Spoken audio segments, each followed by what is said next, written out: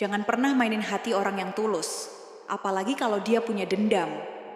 Karena cinta yang ditolak, kadang bisa berubah jadi kutukan yang enggak bisa dilawan. Awalnya cuma cinta bertepuk sebelah tangan, tapi siapa sangka penolakan itu jadi awal dari teror yang bikin bulu kuduk berdiri.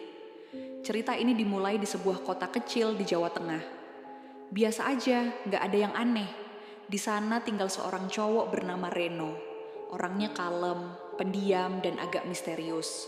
Umurnya sekitar 24 tahunan, sehari-hari kerja di toko fotokopi dekat kampus. Reno ini punya kebiasaan aneh. Tiap malam suka duduk sendirian sambil ngeliatin foto cewek dari HP-nya.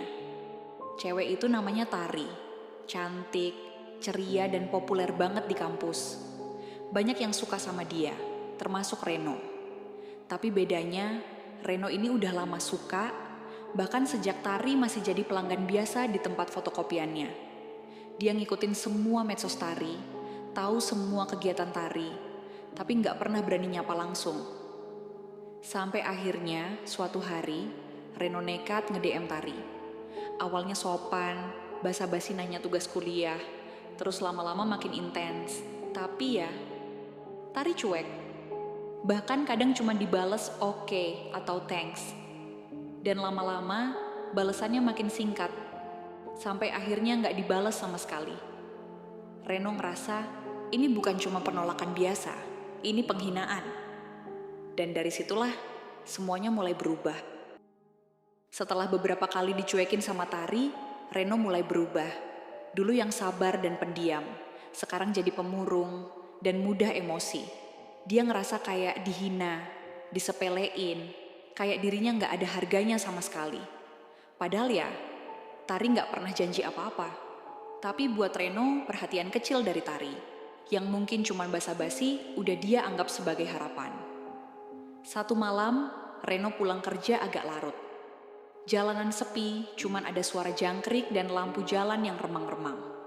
Dia lewat gang kecil dekat perumahan tua, dan di situ dia ngelihat sesuatu yang bikin dia berhenti jalan. Seorang perempuan tua duduk di depan rumah yang kelihatan udah lama gak ditinggalin. Matanya tajam, kayak bisa nembus isi hati orang. Tanpa Reno ngomong apa-apa, si perempuan itu bilang pelan, "Kamu disakitin perempuan ya?" Reno langsung merinding. Padahal dia nggak kenal siapa-siapa di sini.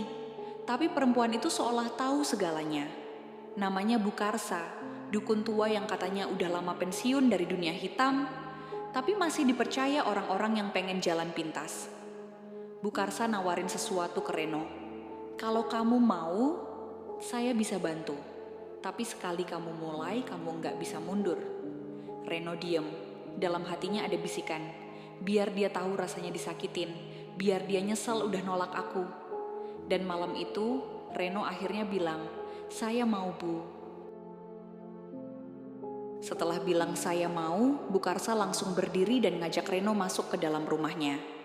Begitu dia melangkah masuk, hawa dingin langsung nyambut dari segala arah. Rumah itu gelap, penuh bau dupa dan bunga yang udah mulai layu. Reno sempat ragu, tapi dia udah kepalang basah. Di dalam, Bukarsa mulai nyiapin sesuatu.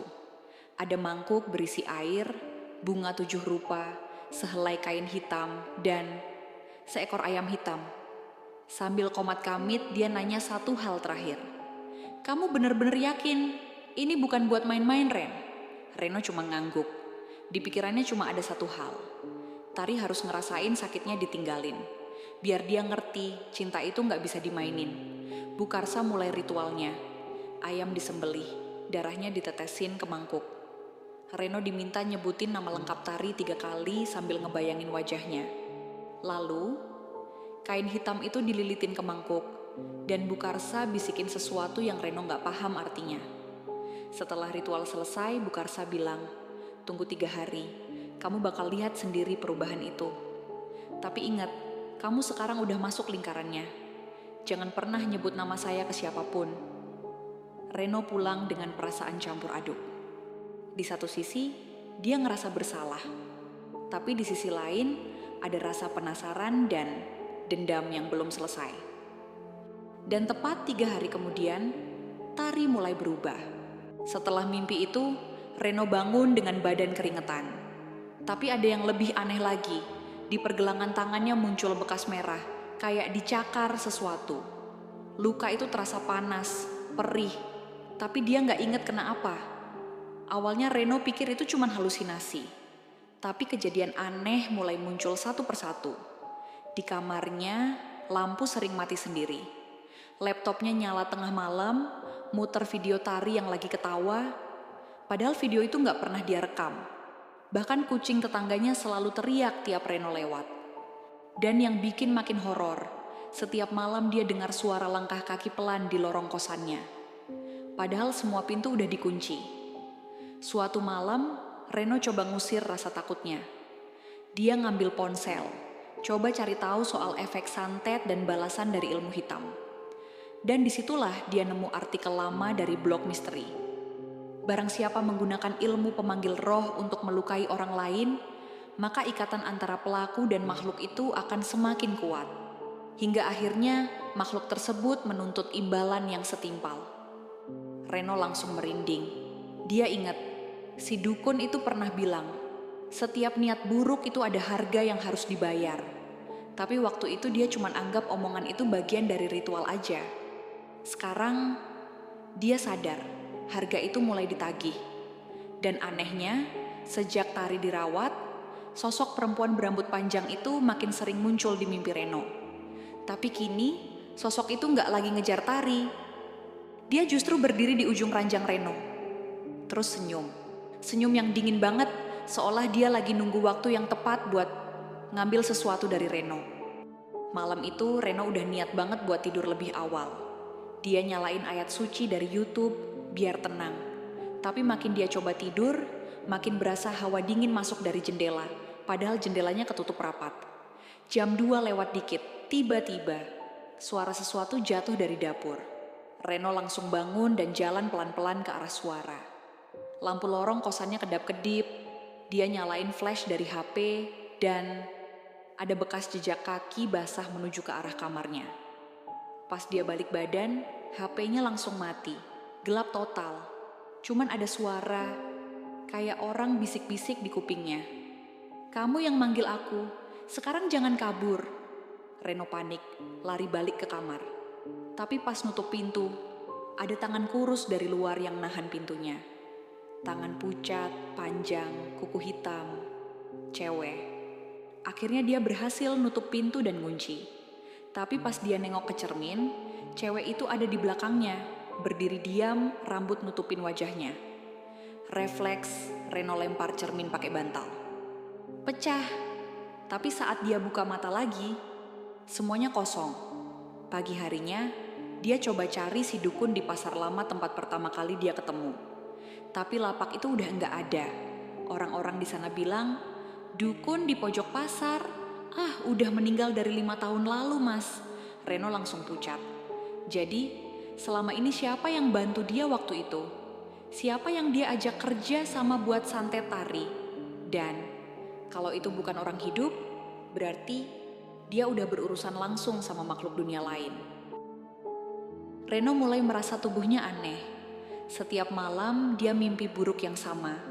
Tari berdiri di ujung tempat tidurnya, tubuhnya penuh luka, matanya melotot, dan darah terus mengucur dari mulutnya. Kamu pikir bisa seenaknya ngerusak hidup orang? Setiap kali bangun, Reno selalu dalam keadaan berkeringat dingin, nafas ngos-ngosan, dan ada bekas cakaran di badannya. Padahal dia tidur sendiri, dan kamarnya selalu dikunci. Siangnya, dia coba ngeluarin diri dari semua ini. Dia datang ke seorang ustaz yang cukup dikenal di kotanya.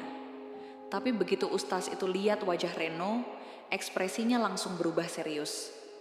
Kamu udah buat perjanjian, tapi bukan sama manusia.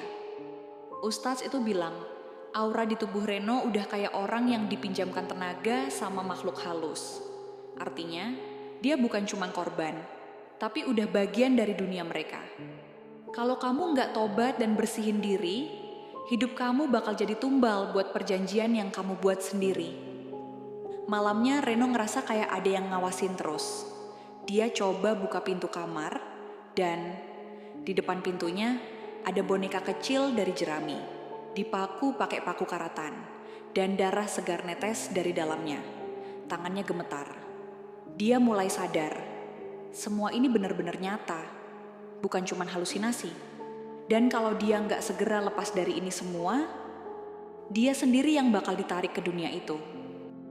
Jam 3 pagi, lagi-lagi Reno kebangun karena suara-suara aneh dari luar kamarnya. Tapi kali ini ada yang beda. Suara itu bukan bisikan, tapi jeritan. Jeritan perempuan, panjang, melengking, dan penuh amarah. Reno udah gemetar, tapi dia coba cari sumber suaranya. Saat dia intip dari celah jendela, dia lihat sosok perempuan berbaju putih, rambut panjang berantakan, jalan ngerangkak di halaman kosannya. Suara tangisannya kedengeran jelas, seolah-olah dia nyari sesuatu atau seseorang. Dan saat perempuan itu berhenti, dia mendongak, langsung natap ke arah jendela Reno, matanya merah. Hitamnya hampir enggak kelihatan. "Kamu janji bakal kasih dia buat aku." Reno langsung mundur, kepalanya pusing, dadanya sesak. Di tengah ketakutannya, dia mulai ingat dulu pas pertama kali ke dukun itu, dia pernah dikasih syarat. Untuk bisa dapetin santet yang ampuh, harus ada tumbal. Tapi dia nggak pernah nanya lebih lanjut, atau mungkin sengaja pura-pura nggak peduli. Dan sekarang Reno sadar yang jadi tumbal bukan cuma tari, tapi juga dia. Besoknya Reno cari tahu soal lapak si dukun lagi. Dia datang ke rumah salah satu pedagang tua di pasar itu, yang katanya pernah kenal sama si dukun. Pak tua itu cuma bilang pelan, "Kalau kamu udah pernah berurusan sama dia, ya udah, terima aja." Biasanya yang manggil dia itu orang yang nyari balas dendam, tapi nggak siap bayar harganya. Dan disitulah Reno tahu satu hal penting. Sosok yang dia temui malam itu bukan dukun biasa, tapi makhluk yang nyamar jadi manusia. Dan perjanjiannya nggak bisa dibatalin. Pagi itu Reno bangun dengan badan lemes banget, kayak abis lari seharian. Di lehernya ada bekas merah, kayak dicekik. Tapi dia yakin semalam enggak mimpi. Semua kejadian itu, jeritan perempuan, tatapan mata merah, suara perjanjian, terlalu nyata. Dia coba sholat, ngaji, nyalain ayat suci dari HP. Tapi makin dia mendekatkan diri ke hal-hal baik, makin parah gangguan yang dia terima. Jam 10 malam, dia terima panggilan dari nomor tak dikenal. Di layar cuma muncul tulisan, "Tumbal belum lunas." Pas Reno angkat, suara di seberang sana bukan suara manusia. Serak, dalam, tapi jelas bilang, "Tari belum cukup, kau harus bayar dengan rasa takutmu sendiri." Malam itu, gangguan makin brutal. Dinding kamar Reno penuh dengan coretan merah. Entah darah, entah apa, yang ngebentuk satu kalimat, "Bayar dengan jiwamu." Reno akhirnya mutusin buat kabur dari kos. Dia pergi ke rumah temannya, Dika, buat numpang nginep, tapi baru aja masuk kamar Dika, tiba-tiba listrik mati. Dari dalam lemari, terdengar suara ketukan. Dika yang penasaran buka lemari itu, tapi isinya kosong, kosong. Sampai mereka berdua nengok ke arah cermin di kamar itu, dan cewek berambut panjang itu berdiri di antara mereka berdua. Reno teriak, lari keluar rumah. Tapi Dika diam di tempat, matanya kosong, mulutnya senyum. Reno balik lagi beberapa menit kemudian bawa warga. Tapi pas masuk kamar itu, Dika udah nggak ada. Lemarinya kebuka lebar, tapi kosong. Dan cuman ada satu benda di lantai, HP Dika dengan rekaman suara terakhir. "Ren, jangan percaya siapapun, termasuk bayanganmu sendiri." Setelah Dika hilang tanpa jejak, Reno ngerasa udah enggak punya siapa-siapa lagi. Semua orang mulai ngejauh, teman-teman kampusnya enggak mau ngomong. Bahkan ibunya sendiri mulai ngerasa aneh tiap kali telepon. Suara Reno katanya. Bukan suara Reno. Reno akhirnya balik lagi ke kos dengan satu niat. Selesain semuanya. Dia cari-cari catatan lama, potret tempat dia pertama ketemu dukun itu. Tapi semua barang-barang aneh itu lenyap. Nggak ada satupun yang tersisa. Tapi ada satu petunjuk, secari kertas sobek di bawah kasur. Isinya cuma satu tulisan, kalau mau bebas buka lagi gerbangnya, tengah malam di pasar lama. Jam 12 malam, Reno datang ke pasar lama. Sepi, enggak ada satu pun pedagang. Tapi lampu-lampu di salah satu kios kedip-kedip sendiri. Suara gamelan halus mulai terdengar, kayak nyeret dari dalam tanah.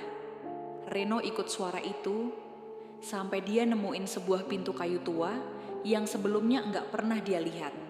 Di pintu itu tertulis dengan darah. Gerbang neraka, masuk dengan niat, keluar dengan harga. Tanpa pikir panjang, Reno dorong pintunya. Di balik pintu itu bukan pasar, tapi lorong panjang, gelap, lembab. Suaranya bergema kayak ada ratusan orang nangis bareng. Dan di ujung lorong itu, cewek itu berdiri. Rambutnya panjang, sekarang udah kelihatan wajahnya. Dan wajahnya adalah wajah Tari, tapi lebih pucat, rusak, dan penuh luka. Kamu nyakitin aku, Ren. Sekarang rasain semua rasa sakitku. Tiba-tiba tubuh Reno ditarik masuk ke kegelapan. Dia ngerasain kayak ditusuk, dibakar, ditertawakan makhluk-makhluk enggak kelihatan. Teriakan Tari makin kencang, makin nyaring, makin menyiksa. Dan semua gelap. Pagi itu Reno bangun dengan tubuh lemas banget.